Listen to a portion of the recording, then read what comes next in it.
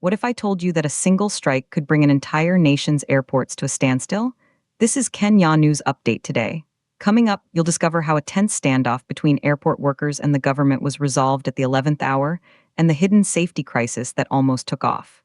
For days, Kenya's skies were in chaos. Flight schedules were shredded, travelers were stranded. The Kenya Aviation Workers Union had flexed its muscle, and the entire country felt the turbulence. But here's the twist: the strike is over, operations are returning to normal.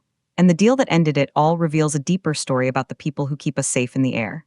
Meet the frontline workers, the baggage handlers, the ground crew, the unseen faces at Jomo Kenyatta International Airport. On February 9, 2026, they said enough. They walked out. Their grievances over pay and conditions had reached a boiling point, and they were ready to shut it all down. For travelers, it was a nightmare of delays, diversions, and cancellations. The ripple effect was instant and brutal. But here's what nobody was talking about while the terminals were clogged. A silent alarm was sounding in the cockpit. The Kenya Airline Pilots Association, KALPA, watched the chaos unfold with growing dread. Their concern wasn't just about inconvenience. It was about a fundamental pillar of aviation, safety. They issued a stark warning. Irregular schedules and frantic replanning were pushing crews to the brink. The critical safeguards against pilot fatigue were under threat. And then something shocking happened.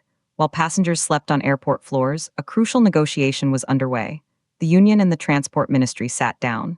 The stakes, the economic lifeline of a nation, and the safety of every single person in the air. The industrial action that began on February 9 was officially called off on Tuesday, February 17.